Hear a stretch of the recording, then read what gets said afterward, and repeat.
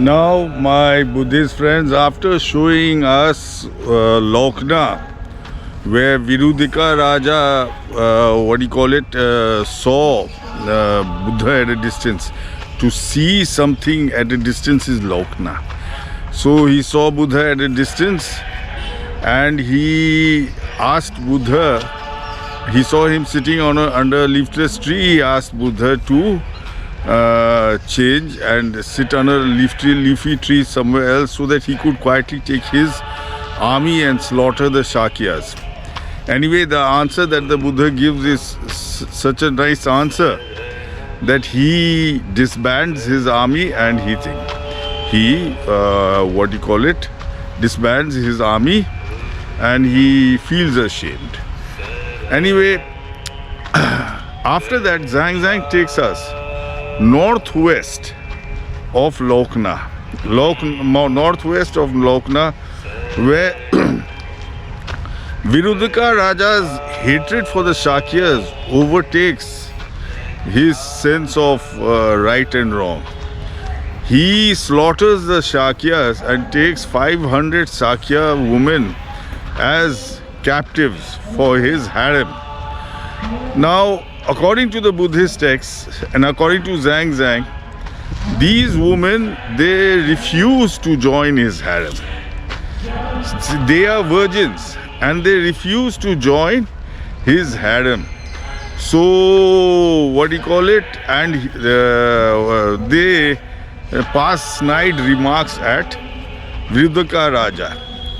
So, and Virudhaka Raja hated the Sakyas because he had regarded himself as one of them, but they had disgraced him by proving that he was the son of a low-born woman. So basically, when the 500 Sakya women he captured refused to join his harem, he orders them to be slaughtered. And his men chop off their hands and feet.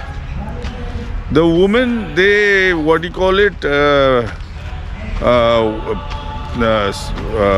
cry out for help and cry out for mercy, cry out to the Buddha. The Buddha hears about it. And this is the final straw. Anyway, he sends one of his disciples with his robe to prepare them for their next life, for a better life, for a heavenly life.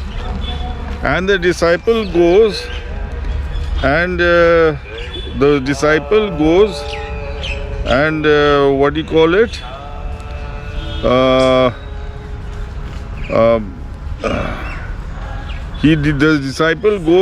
he prepares them on bonds of 5 desires, misery of transmigration in evil ways, pain of separation between loved ones, and the long period of birth and death. This is preached to the dying woman to prepare them for their next life. Now, the best part of this is Zhang points out the Stupa. The Stupa's name is, folks, Kuari Mafi. Kuari Mafi means the forgiveness of the virgins. Forgiveness of the virgins. So basically, and later on, a Brahmin collects all the women's bones and he cremates them. So I think there is a possibility that now, of course, a village has settled on top of Kuari Mafi. Kuari Mafi meaning the forgiveness of the virgins, the 500 Sakya virgins. So basically, I suspect some of their relics may be in Kuari Mafi Stupa. Of course, a village has settled on top of the stupa, and by doing so the villagers, their ancestors kept the name Kuari Mafi alive.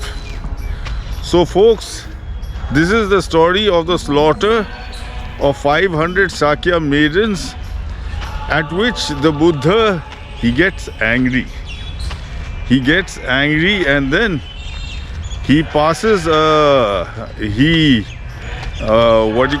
predicts Virudhaka Raja's death within 7 days.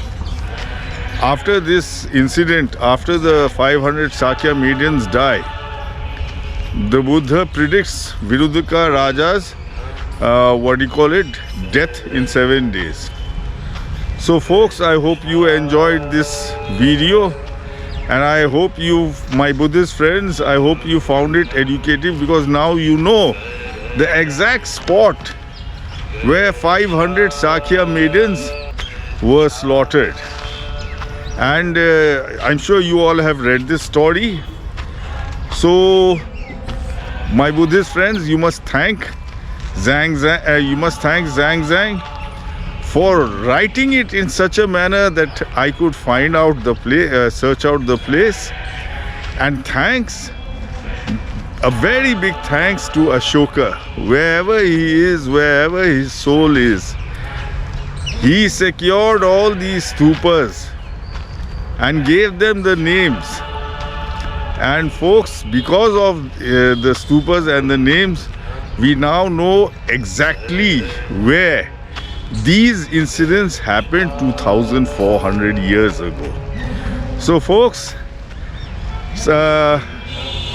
if you appreciated this video and found it educative, don't forget to follow, like and subscribe to my page, Buddha Exhumed. And folks, don't forget, my Buddhist friends, to come and pay homage to the stupa in the village of Kuari Mafi, to the exact spot where 500 Sakya maidens were slaughtered by Virudhaka Raja. They were all,